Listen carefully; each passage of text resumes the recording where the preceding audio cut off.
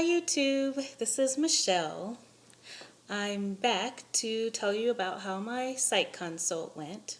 But first of all, I realized that I've already uploaded 2 videos and I've never actually properly introduced myself to you. So my name is Michelle.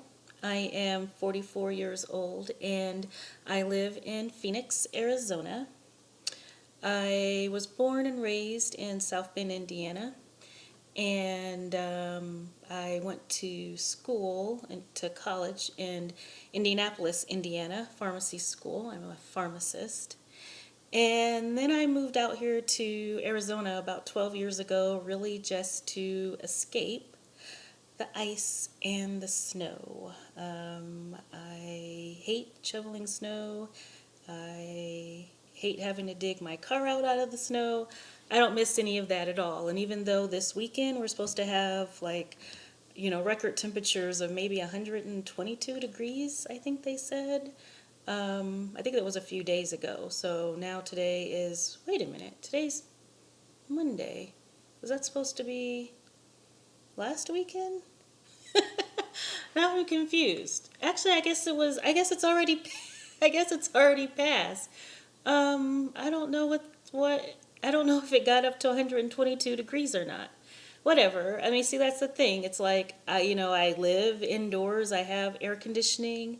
I mean, what difference does it make if it's 122 degrees outside? I mean, I don't care. Yeah, somehow it passed me by. I still can't figure out how I even missed that. Okay, whatever. So, I love the heat, and I love living here, and so I don't regret moving here at all, despite the heat. I am 5'3", supposedly. I have been 5'4" my entire life. I know that I was 5'4". However, when I went in for my initial visit, they said that I was 5'3". And I made her measure me 3 different times, and she said, "You're 5'3". So somewhere, I'm only 44, so somewhere I've lost an inch, because I know that I used to be 5'4", because I never even could wear petites. I mean, if I was 5'3", then I could wear petites, right? I mean, I don't know. I'm still annoyed by that. Every time I think about it, it's like I still want to say that I'm 5'4". And, I've always thought that 5'4" was the perfect height. And I think that 5'3" is short. So it's like now I'm short, and I thought that I was the perfect height all this time. So I'm 5'3", and as of today, I am 281.2 pounds. At my initial weigh-in at my surgeon's office, I was 286.6 pounds. 286.6 pounds. And that was 3 weeks ago. So in 3 weeks, I've lost a little bit more than 5 pounds, which is not bad. They said that they want everyone to lose about 1 to 2 pounds a week. So they said 4 to 8 pounds a month.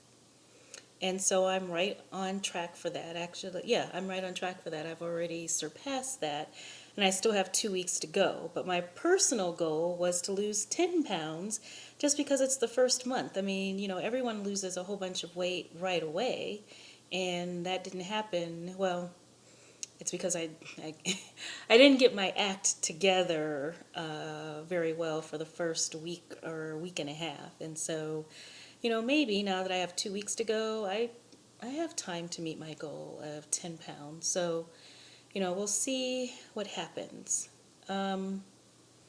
So, let's see, I told you my height, my weight, my age. I'm single. I don't have any kids. I just have, 2 little fur babies, my 2 little doggies, and you'll probably meet them eventually on one of these videos. And I guess that's it. Later on, I'll do a video where I will talk about, why I chose weight loss surgery, why now, why I chose the vertical sleeve. I'll do that later. But right now I want to talk about my Psych consult. So I had that last week, and that was a requirement from my insurance company and my surgeon's office. And they had told me when I made my appointment that to expect that the visit was going to take 2 hours. And they warned me that 1 hour was going to be testing, is what they said. And then the other hour was going to be with the psychologist. Now, I thought, testing meant that I was going to get to sit in front of a computer and like answer, yes or no to a whole bunch of questions. But instead, it was, really annoying with, pencil and paper and bubbles. But so before the appointment, they sent me it was like a 5-page worksheet that I had to fill out. And it had, standard questions that it had the typical questions that you would expect to see, like asking you about your medical conditions, your medical history, your surgeries, and allergies, and highest level of education, stuff like that. They actually asked that question like 3 different areas in that 5-page form, which I thought was, odd. So it had all those standard typical questions, but then it had like questions like describe your childhood, describe your adolescence, describe your adulthood. And I thought, I stared at that. They only gave you like a little tiny space, and I'm like, how can I really describe my childhood in that tiny space, or my adolescence, or my adulthood? I actually don't remember very much of my childhood, so there's not, I don't even know what I could have written in there anyway. I figured, if they really want to know actual answers to those questions, they'll ask me. So I think I put something like normal or uneventful or something like that I answered for those questions. They also wanted to know, if you've lost any members of your immediate family, and if you had, what did they die of, and also what year did it occur? And so I thought that was interesting. I mean, I guess the thing is that these questions are for everyone and not just for weight loss surgery patients. But it did make me wonder what types of things we actually were going to be talking about during this appointment. Is she going to ask me about my childhood? Are we going to talk about, how I feel about my mother and my father? And, oh yeah, my brother. I forgot to mention I had a brother when I was, telling you guys about me. The rest of my family still lives in Indiana. I have a brother. He's married. I have a niece and a nephew. And my father actually just moved here. He just retired here last September. So now I finally have a family member that lives here. Okay, but I'm off topic. So yeah, so I wondered, with all these questions about your family and your childhood, I wondered how much we were going to be talking about that during my appointment. So that's what I had to fill out even before I, got there. So when I got to my appointment, they gave me a 2-page handout. It had maybe 20 questions on it. And it wanted to know how you would answer these questions based on how you feel today and how you felt in the past week. And those were questions like, are you having trouble sleeping? Do you feel depressed? Do you feel anxious? Do you have like more or less energy than normal? Questions like that. I thought, oh, this is not bad. I figured, okay, I fill this out, and then I'm going to get to go sit at a computer and answer, take whatever other test. Because the waiting room was, I don't know, it was kind of small and cramped, and there were all these other people in the waiting room. And so I really didn't imagine, for some reason I thought I was going to be like in a room sitting at a table answering these questions, sitting at a computer and not sitting in a waiting room. So next, then she does give me this, I don't know how many pages it was, but it was like 350, 360 questions. And a pencil where I had to, like circle the answer to each one of these questions. Sitting in this uncomfortable waiting room with all these other people around me. I don't know. I guess it wouldn't have been any big deal if the questions were straightforward. But these questions, it's like they were designed, I don't know, I felt like they were designed to trip me up or something. A lot of the questions had double negatives, and I had to sit there and think about, how am I supposed to answer this question? So for the questions, you had to answer whether or not the statement was false, completely false, or was it completely true, or was it mostly true, or was it slightly true? And so, like, one of the questions that really tripped me up for about, I might have been staring at this question for maybe 10 minutes because I couldn't figure out how I was supposed to answer the question. It was about drug use. And so, I don't use illegal drugs. And, it is a really big deal since I'm a pharmacist. If I did, I could lose my license. And we also have, random drug testing. So I don't use illegal drugs. So the question was like, I never tell my friends about my drug use. So I was like, okay, so I never tell my friends about my drug use. Is that true? If I say true, then that means that I never tell my friends about my drug use, but I don't use drugs. So then if you say, well, that's false, then you're saying, I do tell my friends about my drug use, but I don't use drugs. And so it's like, to me, a lot of the questions were like that, and I'm like, I don't know how I'm supposed to answer this question. A lot of the questions were, they were really straightforward questions. They were questions that were obviously designed to try to figure out, if you used drugs. Out of those 366 questions, they probably, asked me about drug use 20 times in 20 different ways. Alcohol use, maybe about 20 or 30 questions worded in different ways. Anxiety, if I get anxious about things, depression, and then more serious things like, hallucinations and hearing voices, and, whether you think that people are, beaming thoughts into your head, and, questions like that. But the thing about the waiting room is that, so I'm sitting there and I'm trying to answer these questions and I'm trying to focus. And it's a little tiny waiting room with people coming in and out. And, to one side of me was, it was a younger man and an older woman. So it looked like, a mother and son. And he was reading off these questions to her. 350 questions, and he's like reading them off to her, and then she's sitting there trying to answer them out loud while I'm trying to focus and concentrate. I don't know, I felt like that was a test. Like, am I being watched? Am I being videotaped to see how I handle this this pressure? I guess I'm paranoid. And it took me just a little over an hour to finish answering all of these questions. So then when I was done, I met with the psychologist. She was really nice. I liked her right away. She complimented me right away on what I was wearing. So I don't know if she did that on purpose, just to start it off on a nice personal note to show that she's on my side. I don't know.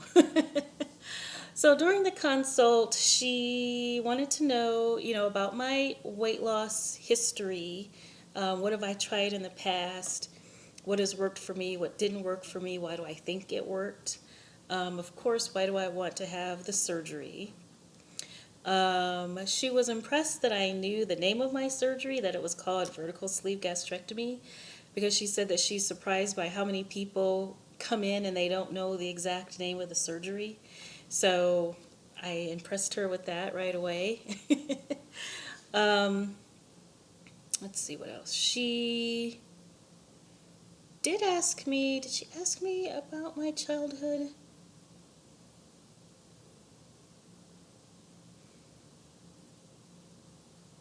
I remember talking a little bit about my mother, but I can't remember why. Definitely the conversation was much more focused towards weight loss and the surgery and why I'm having it done and making sure that I understand, what it entails. She talked to me a lot about dieting. You know, she didn't ask me specifically what I was doing now to try to lose weight. She just started, telling me, what types of things to avoid, like fried chicken and baked things and eat, vegetables and avoid too much fruit. And she just was basically, basically like the nutritionist telling me what things that I should or should not be eating. I don't know why that was important for her to be telling me that as a psychologist. And then at one point she's like, so have you chosen your protein shake? What protein shake have you chosen? Which I thought was an odd question, like, oh, I'm supposed to choose a protein shake? And I just said Premier Protein, like I didn't show that I was surprised by that question. Everyone here always talks about Premier Protein, and during my initial appointment, they had given me a list of the shakes that they recommend. They want you to have a shake that has at least 200, no more than 200 calories per serving, no less than 20 grams of protein per serving, and I think no more than 5 grams of sugar per serving. And so they had put a star next to the Premier Protein shakes, I think because that's usually what people like the best, and it's one of the least expensive and it's the easiest for people to find. And I had actually purchased some Premier Protein. Right after my first visit, I went to Walmart, and I was so excited to, go into the shake and the protein aisle after watching all these YouTube videos with everybody's reviews. And it was like surreal because I had never been in this aisle yet. Kept looking at all these products like, oh yeah, there's, that bar that so-and-so reviewed, and there's that shake that, everyone keeps talking about. And it was, it was kind of exciting. I mean, obviously, I don't get out very much that I was excited by an aisle in Walmart. And I tried the Premier Protein, and I think it's okay. I don't know. It's not the most favorite shake that I have had, and I'm going to try a bunch of different shakes during this 6-month period. I guess one of the reasons she brought that up was because my surgeon's office recommends that I replace one meal a day with a shake. I am not going to do that because I have 6 months into my surgery. So if I start drinking shakes now every single day, I am really going to be sick and tired before my surgery. And then it's going to be like a primary source of my protein for a short period of time after my surgery. So I don't know why I should get burnt out on them now. I mean, I know, you replace a meal in order to help you reduce calories, but, since I don't have to lose tons of weight, I think what I'm doing now is enough for me to lose weight without having to drink a shake every single day. Plus my surgeon's, pre-surgery diet, the 2-week diet before the surgery is pretty strict. His diet is one where you only can have 4 protein shakes a day and nothing else. No vegetables, no protein, nothing else. That's it, except for, sugar-free drinks and, clear soups and, sugar-free Jell-O. That's it. And so, if I'm already going to have to drink protein shakes for 2 weeks and then protein shakes after the surgery, I don't want to be drinking them now. So, I mean, right now I'm going to buy some so I can test them out slowly over this, 6-month period that I have. But I'm not going to be drinking them every day because I already get a lot of protein. I actually get too much protein. I need to actually decrease the amount of protein that I get because just yesterday, because I'm logging all my food in my FitnessPal, just yesterday I had 130 grams of protein. And so if I were to actually, drink a Premier Protein shake, the 2 days that I did have a Premier Protein shake, one of those days I had 150 grams of protein. And then I think the other day I had 120 grams of protein. So I'm already used to eating a high protein diet because I like, protein. And so it's not very hard. That part is not very hard. I mean, I like protein, but I also really like carbs and bread and all of those things. And so, that's the hard part for me, is eliminating those and adding more vegetables. But in terms of eating plenty of meat and fish and, just the things that are high in protein, I already have that. I'm already doing that. And so while I can eat regular food, I think that I should get my protein from regular food while I can. Okay, that was a very, very, very long answer to why I'm annoyed about the one protein shake per day. And I'll see, when I go to my next doctor's appointment, if the nutritionist says anything when she looks at my diary. If she says, why aren't you drinking one protein shake a day? Then I'll tell her exactly what I just told you guys. Let's see, so back to the psychologist appointment.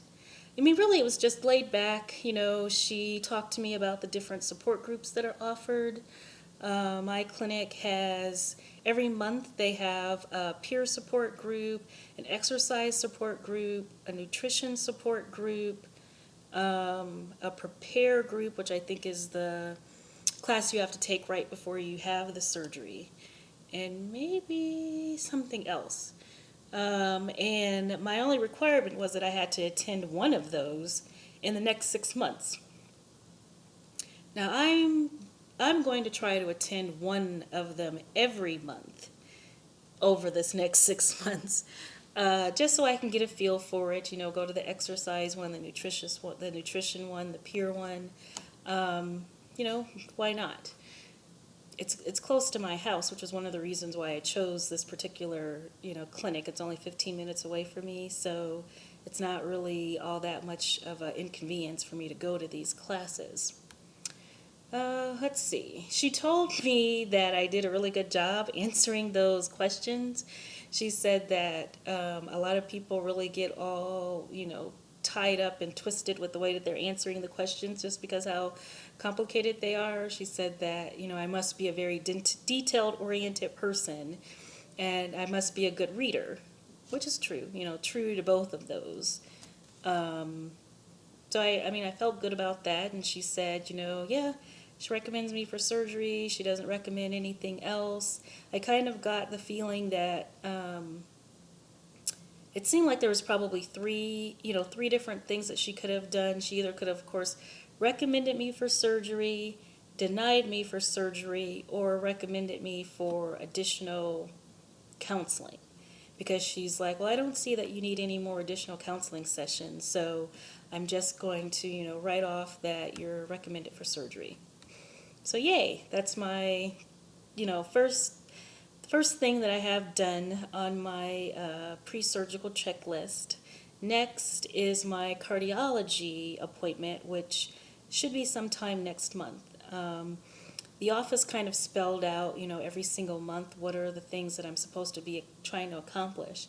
And so the first month was my psych consult. The second month is my cardiology consult. I think the third month is my EGD. I'll have to look at the list again. So I will come back to you again in 2 weeks. That's when I go back to my surgeon's office for my follow-up appointment and to meet with my nutritionist and to have my weigh-in. And so I will report back to you then with, the news of, how much weight I lost, and then also what the nutritionist says about my current diet. And then also at that time, I'll tell you a little bit more about myself. So, stay tuned, subscribe to my channel so you'll see my videos as they pop up. Bye.